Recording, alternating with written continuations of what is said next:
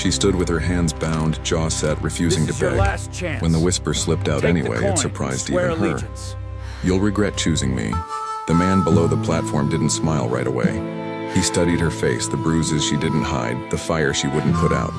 Then his mouth curved, slow and certain. "I already regret waiting this long." You won't get another chance. No one laughed at first. They were too confused, too sure they had heard wrong. Eliza Reed had learned early that fear made noise. Silence, when chosen, could be armor.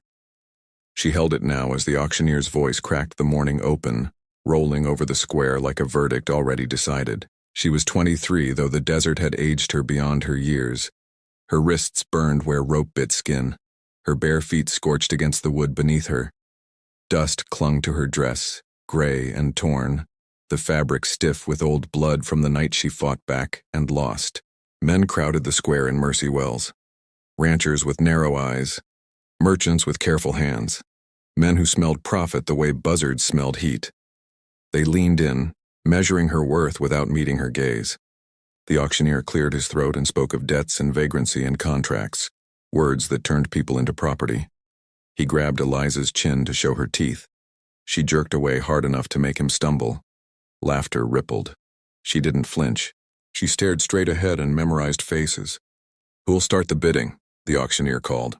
"Strong, healthy, a year of labor to settle the fine." Silence answered, then a number, then a lower one. Each call scraped something raw inside her chest. She didn't cry, she wouldn't. A man in a sweat-dark vest made a crude joke. Another laughed too loud. Eliza felt the weight of it pressed down. Not the numbers, the ease. Then a voice cut through the square, calm, low, certain, $1. The laughter burst free, loud and sharp. Men turned, some sneered, others blinked. The speaker stood at the edge of the crowd, tall, broad-shouldered. His clothes were plain, canvas pants, a faded blue shirt, boots worn thin by miles. He didn't grin. He didn't posture. He just stood there, steady as a fence post. The auctioneer scoffed. "That's not a bid." "It is," the man said. "You asked." Another bidder protested. Rules were argued. The auctioneer sputtered. The man didn't raise his voice. He didn't need to. "I'll take the contract," he said, "for $1. The crowd roared again. Someone called him a fool. Someone else said loneliness did strange things to a man. Eliza watched him closely, not with hope, with caution. She'd learned the difference. The auctioneer sneered. "And what would you do with her?" The man looked up then, finally meeting Eliza's eyes. There was no hunger there, no calculation, just recognition. As if he saw the whole of her standing on that platform and refused to look away. "Free her," he said. The sound dropped out of the world. Even the wind seemed to pause. The auctioneer blinked. "That's not legal?" the man asked quietly. "It is." A murmur spread, uneasy, reluctant. Truth had a way of doing that. The man reached into his pocket and held up a silver dollar. It flashed in the sun, clean, unworn. "Do we have a deal?" he asked. The auctioneer hesitated, then snatched the coin like it burned. Paper changed hands. A signature scratched, and before anyone could stop him, the man tore the contract in two. Then again. The pieces fell to the dirt. Eliza's breath caught hard and painful. The man climbed the steps toward her, not fast, not slow. He stopped an arm's length away. "May I?" he asked, nodding to the ropes. No one had asked her that in a long time. She swallowed and nodded once. His hands were rough but careful. He worked the knots without pulling, without rushing. When the rope fell away, her arms trembled. She flexed her fingers like she was relearning them. "Can you walk?" he asked. She nodded again. "Then walk," he said. "Don't look back." Eliza stepped down from the platform. Each footfall felt unreal. The crowd parted, some muttering, some staring. She walked through them with her head high and her hands free. The man fell into step beside her, close enough to shield, far enough to respect. At the edge of the square, her knees buckled. She caught herself on a hitching post, breath shaking loose at last. "Why?" she demanded, the question sharp with fear. "What do you want from me?" He looked out toward the open land beyond town. Red earth. Endless sky. "My name's Thomas Avery," he said. "I don't want anything." She laughed once, bitter. "Men don't do things like that for nothing." Thomas nodded. "I had a sister." That was all he said at first. It was enough. They took her, he went on, years ago. By the time I found her, I was too late. Eliza felt the anger drain, leaving something hollow and heavy. When I saw you up there, he said, finally looking at her again, I knew what late looked like. I wasn't going to be it twice. She searched his face for the lie. Found none. I don't have anywhere to go, she said. I've got a ranch, he replied. East of here, small, hard land, but there's a room, no strings. She studied him a long moment, then nodded. They rode out of Mercy Wells under a sky that burned white. After a mile, a voice called from behind them, warning and cruel. You'll regret it, a man shouted. That woman's trouble. Thomas didn't turn around. Only thing I regret, he said evenly, is not getting there sooner. Eliza faced forward, heart pounding as the town fell away behind them and the desert opened wide. She didn't know what waited at the end of the road, but for the first time in years, it was her choice to find out. The ride lasted 3 hours. Eliza counted each one. The land stretched empty and honest, scrub and stone under a sky that never apologized. Thomas rode a few paces ahead, quiet, letting the rhythm of the horses settle what words could not. He checked on her without staring, adjusted their pace when her hands stiffened on the reins, said nothing when she winced. At a shallow spring, he dismounted and offered water. She drank like someone relearning trust. The cold shocked her teeth. She welcomed it. They didn't speak until the ranch came into view. A low house, a leaning barn. Windmill ticking like a tired clock. This is it, Thomas said. It wasn't much. To Eliza, it was everything. Inside, the house was clean and plain. 1 table, 2 chairs, a stove blackened by years of use, 2 doors. Thomas opened one and stepped aside. That room's yours, he said. It locks. She noticed that first, the bolt, the simple promise of it. When he left her alone, she slid the bolt home and leaned against the door, shaking. The room was small, but the bed was clean. There was a basin, a pitcher, a window with glass. She washed the dust from her skin and stared at her wrists. Raw, bruised, free. That night they ate in quiet. Bread, meat, water. He told her she could eat more. She didn't. Sleep came hard. When it did, it brought dreams she had no names for. Morning brought coffee. She woke to the smell of it and a single wildflower in a tin cup on her windowsill. Purple.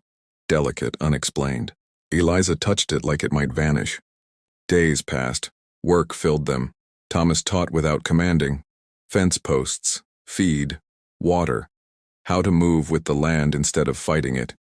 He never asked about her past. Never stood too close. Never entered her room. She found herself waking earlier. Watching him mend tack by lamplight. Sitting with coffee in the quiet before dawn. It felt dangerous, the peace of it. On the 7th day, a rider appeared at noon. Eliza saw him first. Dust on the horizon, a single figure moving fast. Thomas stilled. His hand went to his belt. Inside, he said. She didn't argue. She took the rifle from its place instead and stood where she could see without being seen. The rider stopped short of the fence. Young, nervous. He tipped his hat. Mr. Avery, he called. Name's Luke Barton. I ride for Calvin Ross. Eliza's stomach tightened. She knew that name. Thomas's voice stayed level. What does Ross want? Checking on a woman, Luke said. One taken from an auction. Folks are asking questions. Thomas took a step closer. Is Ross suddenly concerned about women's welfare? Luke flushed. Just delivering a message. Then deliver this, Thomas said. Eliza Reed is free. She stays here by choice. Anyone who bothers her answers to me. Luke hesitated. There's talk, sir. There always is. Luke nodded and rode off. That night, Eliza couldn't sleep. They'll keep coming, she said from the doorway. Thomas looked up from the table. Maybe. You shouldn't pay for my trouble. He set the cup down carefully. You're not trouble. The words settled deep, heavy, dangerous. The visits didn't stop, men passing through, excuses thin as dust, eyes measuring. On the 10th day, Eliza said it aloud. Maybe I should go. Thomas froze. Is that what you want? I don't want to ruin what you've built. He met her gaze. What I built doesn't matter if it costs someone their dignity. She stayed. The town did not forgive it. They went in together for supplies. The looks followed. The whispers cut. A woman spat a name Eliza had worn before and shed. Thomas stepped between them, quiet, absolute. The ride home was silent. That night, Eliza lay awake listening to the house breathe, to Thomas pacing, to her own heart refusing caution. She knew then she loved him. She hated herself for it. It happened 3 weeks later. A man arrived at night, desperate, bleeding fear into the dark. He brought a girl, 16, bruised, half gone. They're hunting her, the man said. Bounty hunters, contracts, paper says she belongs to a house in Tucson. Thomas didn't hesitate. Bring her in. Eliza took charge, cleaned wounds, whispered steady truths, saw herself reflected in the girl's eyes. The name was Rose. They worked through the night. Barricaded doors, loaded rifles, drew lines in dust and conscience. At dawn, riders appeared. 5 of them, armed, confident. Thomas stood on the porch. You're not taking her. The leader smiled like he'd been waiting for the words. Law says otherwise. Eliza watched from the loft, heart hammering. She saw the math written in the men's eyes. They left with a promise to return. That night they planned. Rose couldn't stay, not here, not with hunters circling. We run, the man said. No, Eliza said, we distract. Thomas turned to her sharply. No. She met his gaze. They don't know her face, not anymore. Silence stretched. I can buy her time, Eliza said. Thomas's voice broke. I won't trade one life for another. I'm choosing, she said, like you did. The plan formed like a wound, ugly, necessary. At dusk, Rose left hidden in a wagon heading west. Eliza stayed. When the riders came back, they found her. Hands bound again, horse beneath her, night swallowing the ranch behind. She caught Thomas's eye once as they rode away. Don't follow, she tried to say. Come for me, she meant. The desert closed in, hooves pounded. Somewhere behind her, a promise took shape. She whispered it to the dark. Please be on time. The men rode hard through the night. Eliza learned quickly how pain changes shape when you expect it. The rope burned her wrists. The saddle rubbed her raw. Fear pressed in like heat. But beneath it all ran a steady current of resolve. She counted turns, watched stars, memorized rock shapes and the way the land sloped under the horse's hooves. She would not disappear quietly. They stopped near dawn in a narrow cut of stone where the wind couldn't reach. The men laughed too loud, passed a bottle, argued about money. Eliza stayed silent, head bowed, letting them believe she was smaller than she was. The leader, a thick-necked man with a scar down his cheek, crouched in front of her as the light came up. You don't look 16, he said. Eliza swallowed. They make you old fast. He grabbed her wrist, turning it, studied the calluses, the scars. Something shifted in his eyes. By mid-morning, suspicion turned sharp. She's not the girl, he said to the others. We've been played. The blow came fast, white light, blood in her mouth. Eliza didn't scream. Where is she? He snarled. Eliza smiled through broken breath. Gone. That smile cost her, but it was worth it. They turned back toward the ranch. Thomas Avery did not wait for certainty. The moment the dust faded behind the riders, he moved.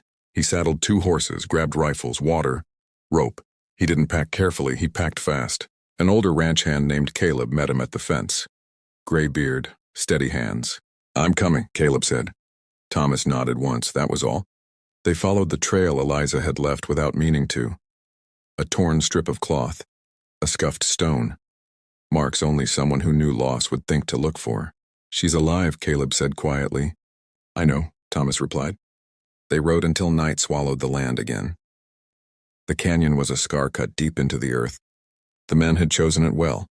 High ground, narrow passage, no easy way through. Eliza was tied to a juniper at the bottom, wrists numb, face swollen. She kept her eyes open, listened. She heard Thomas before she saw him.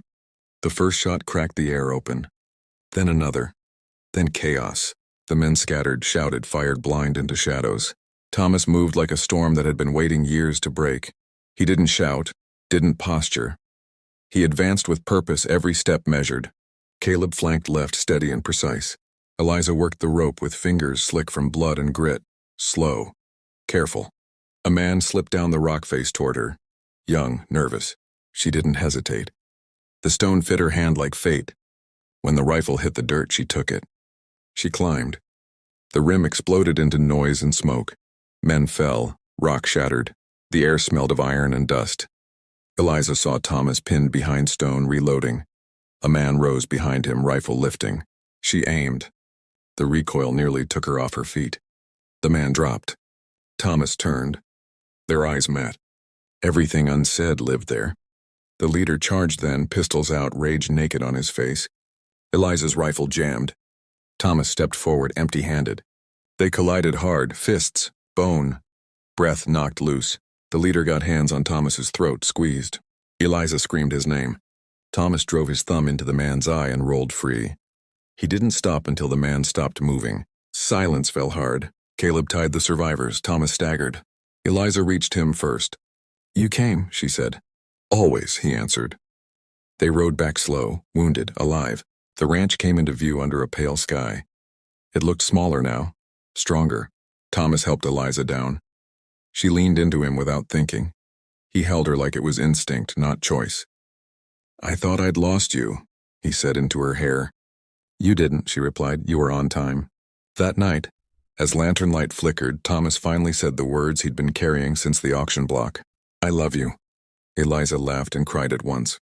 "I've loved you since the flower," she admitted. "I was afraid to say it." "Me too." They didn't rush. They sat, held hands, let the truth settle. News traveled fast. The hunters were arrested, papers questioned, law bent then broke. Rose was safe. A letter came weeks later. California, new name, new life.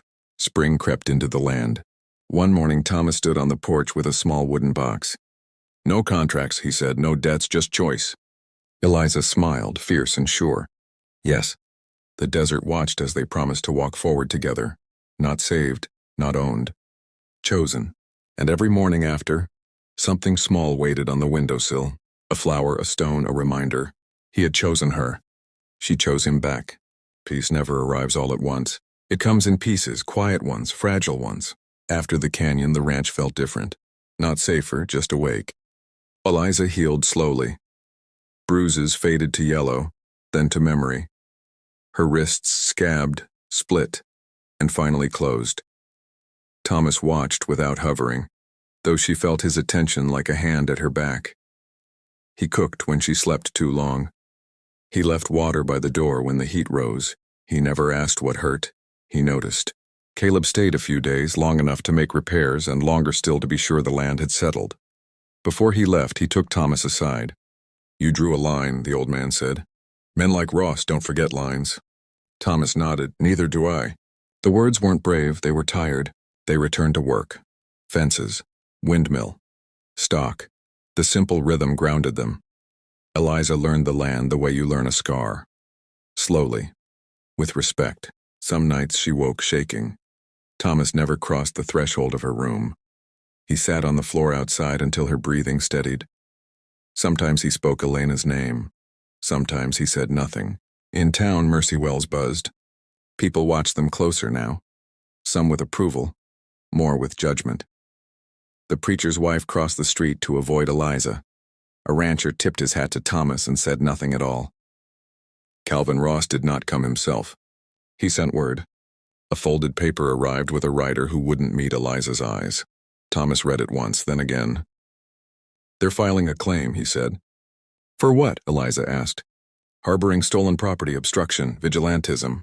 Eliza laughed once. It came out wrong. All words for doing the right thing. "They'll try to make an example," Thomas said. The hearing was set for 2 weeks out. They prepared. Not for a fight, for testimony. Thomas rode out to neighboring ranches. He spoke little. He listened more. Some doors closed. Others opened. Quiet offers of support slipped into his hands like contraband. Eliza stayed back and worked. She cleaned the house, mended shirts, planted a small patch of beans near the windmill. She needed something that grew. One afternoon she found Thomas sitting on the porch steps, hat in his hands. "Say it," she said. He looked up. "If this goes bad, I'm not leaving." "I know," he said, "but I need to say it anyway." She sat beside him, close enough to touch. Didn't. "I won't let them take you," he said, "by paper or by force." Eliza met his eyes. "I don't want to be protected, I want to be believed." He nodded slowly. "Then we make them listen." The day of the hearing dawned bright and unforgiving. They rode in together. The room smelled of sweat and dust and old wood. Men filled the benches, women whispered behind fans. Ross sat up front, Clean shirt, clean hands, clean lies. Eliza stood when called. She didn't lower her eyes. She told them about the auction, the rope, the numbers. She spoke plain. No tears, no flourishes. Thomas spoke next. About contracts, about law, about what paper allowed men to do to women when no one pushed back. A murmur ran through the room. Ross smiled thinly. You interfered with lawful recovery. I interfered with cruelty, Thomas said. The magistrate frowned, asked questions, wrote notes. Then a woman stood. Mrs. Klein, widow, laundry owner. She told them she'd seen Eliza dragged through town in chains weeks before the auction. Told them she'd heard the laughter. Another man stood, then another. The room shifted, not loudly, but enough. The ruling came at dusk. Charges dismissed, warnings issued, no apology offered. Outside, Ross brushed past Thomas and leaned close. This isn't finished, he said softly. Thomas didn't answer. Eliza did. It is for me. Ross looked at her like she'd spoken a foreign language. They rode home under a sky bruised purple and gold. I was scared, Thomas admitted. So was I, Eliza said, but not the way I used to be. That night he didn't leave a flower on the sill. He knocked. She opened the door and waited. I won't cross unless you ask, he said. She reached out and took his hand. Stay. They didn't rush. They sat on the edge of the bed, talked about nothing, everything. When he kissed her, it was careful, like he was afraid to wake something fragile. Eliza kissed him back, steady and sure. Spring broke the land open. Green came where there had been none. The beans climbed. The stock fattened. The windmill stopped screaming and settled into a steady creak. Eliza laughed more, not often, but real. Thomas smiled easier. He slept. Then the riders came. 3 of them. Late afternoon. Dust rising sharp and fast. Eliza felt it before she saw them. The way the air tightened. Thomas stepped out with his rifle slung but visible. The leader raised his hands. We're not here for trouble. You found it anyway, Thomas said. They brought a paper, new seal, new judge, old intent. Search warrant, the man said, for stolen property. Eliza's heart kicked hard. You already lost, she said. The man shrugged. Orders changed. Thomas's jaw tightened. He read the paper. Once. Then he folded it. You can search, he said, but you won't find what you want. Cracked. The men dismounted, spread out. Eliza stood in the doorway and watched them cross her land like they owned it. One man headed for the barn, another toward the house. The third stayed close to Thomas, too close. Eliza's hand drifted to the knife at her belt. She didn't draw it. Not yet. The search took too long. Drawers opened, chests kicked, walls knocked. Then a shout from the barn. Found something. Eliza's breath stopped. Thomas moved first. Eliza followed. In the barn, one man stood over a crate she'd never seen before. Ross's mark burned into the wood. Thomas stared. So, he said quietly, you planted it. The man's smile was quick and ugly. Looks like we did. The third rider reached for his gun. Eliza moved. The world narrowed. And somewhere behind the barn, a rifle. The rifle crack split the air like dry wood snapping. Everyone froze. Dust lifted from the barn wall where the bullet struck, inches above the planted crate. The man who'd reached for his gun swore and dropped flat. The others scrambled, shouting over each other, hands flying to weapons. Eliza didn't think. She moved.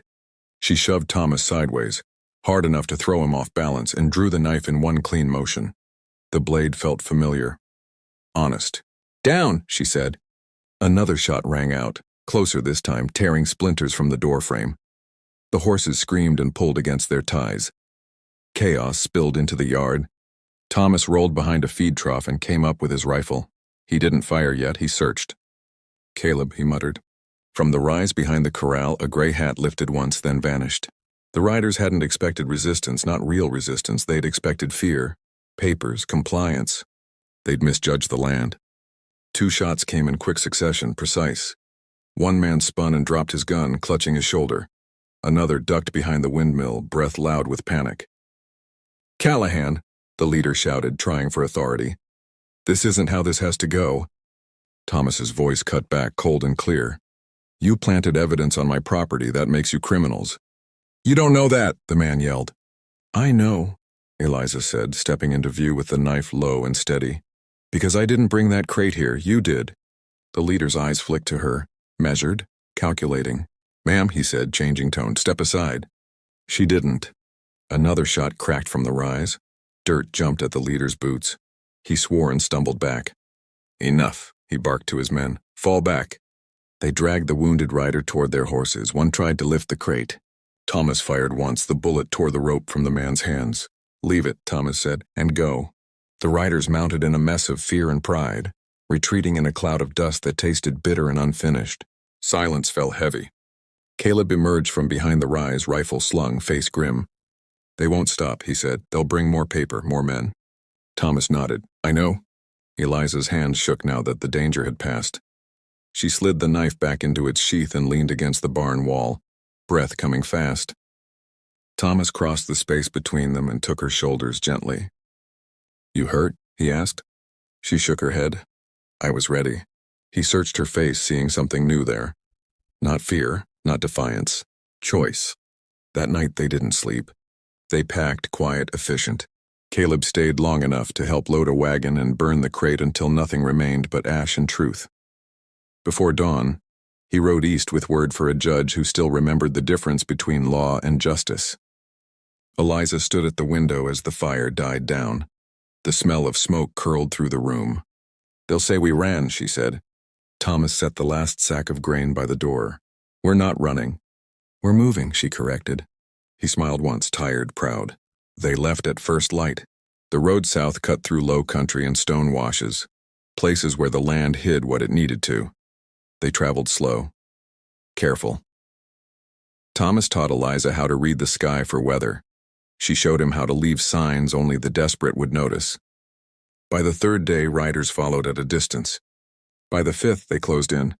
They made camp in a stand of cottonwood where the river bent and the night carried sound far.